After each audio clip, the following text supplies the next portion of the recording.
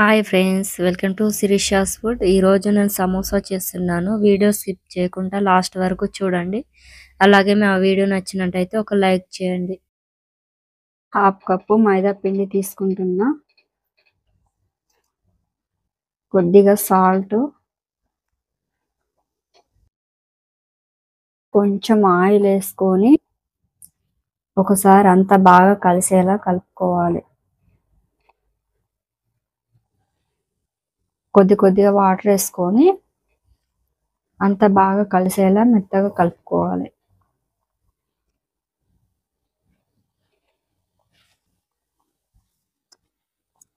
చూడండి, ఇక్కడ నేను చూపిస్తున్న విధంగా ఇలా కలుపుకోవాలి. మరీ గట్టిగా కూడా ఉండకూడదండి, ఇలా సాఫ్ట్గా ఉండాలి. ఇలా కలుపుకున్నాక ఒకసారి ఒక 10 నిమిషాలు పక్కన పెట్టేసుకోవాలి. చూడండి, ఇక్కడ నేను ఒక ఆలుగడ్డ ఉడికించి తీసుకున్నాను. ఒక స్పూన్ ఆయిల్ వేసుకోవాలి.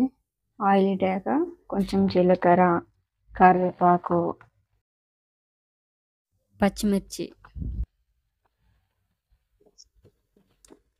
ఇవి ఒకసారి కలుపుకున్నాక ఆనియన్స్ వేసుకోవాలి.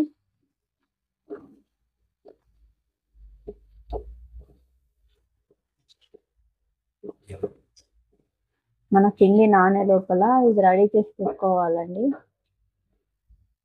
పాలు,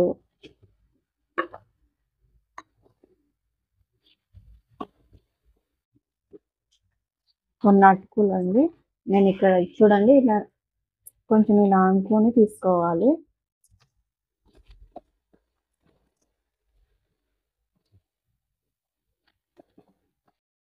కొద్దిగా పసుపు, హాఫ్ స్పూన్ ఉప్పు,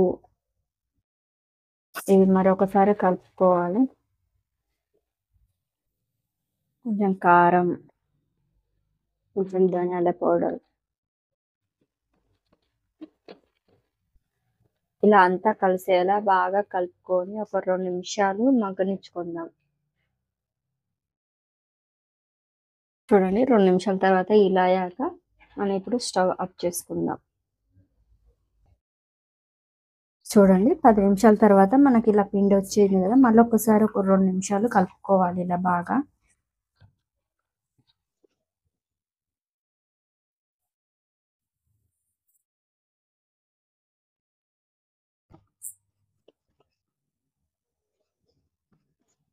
చూడండి, మనకి ఇలా వీలైనంత పెద్దగా చేసుకోవాలి, పల్చగా కూడా చేసుకోవాలి. ఎంత పల్చగా చేసుకుంటే అంత బాగా వస్తుంది మనకి.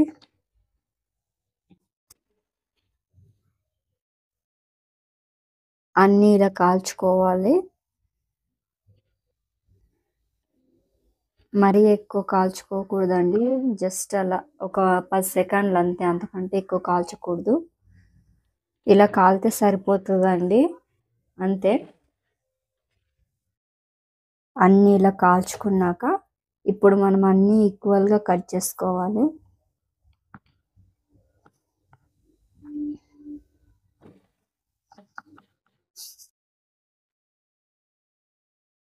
చూడండి, అన్నీ కట్ చేసుకున్నాం కదా, ఇప్పుడు మనం ఇలా సెంటర్కి కట్ చేసుకోవాలి. అందాజ కట్ చేసుకుంటే సరిపోతుందండి, కానీ సమానం వచ్చేలాగా చూసుకోండి, లేదంటే ఒకటి చిన్నగా పెద్దగా అవుతుంది. అంతేనండి, మనము ఇవి ఫ్రిడ్జ్లో కూడా స్టోర్ చేసుకోవచ్చు. చూడండి, మనం ఇలా ఎలా తయారు చేయాలో చూపిస్తున్నాను. మనం ఇలా సైడ్లకి ముందుగా మైదా పిండి మనం కలిపి పెట్టుకున్నాం కదా, అది పెట్టుకోవాలి. ఇలా పెట్టుకోవడం వలన మనకి బాగా అతుకుతుందండి. మనకి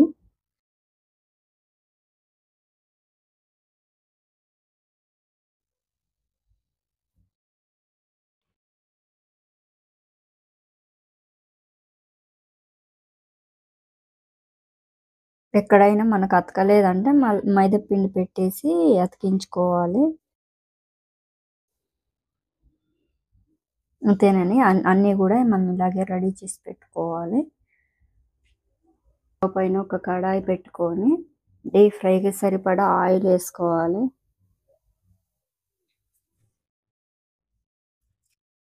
ఆయిల్ హీట్ అయ్యాక ఒక్కొక్కటి మనం వేసుకోవాలి. మరి హై ఫ్లేమ్లో కాల్చుకోకూడదండి.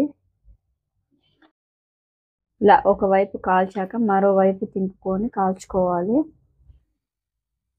మనకి కలర్ వస్తే చాలండి. ఈ కలర్ వచ్చేంత వరకు కాల్చుకోండి.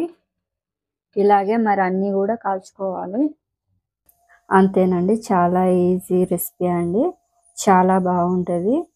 అలాగే మా వీడియో నచ్చినట్లయితే ఒక లైక్ చేసి సబ్స్క్రైబ్ చేసుకోండి.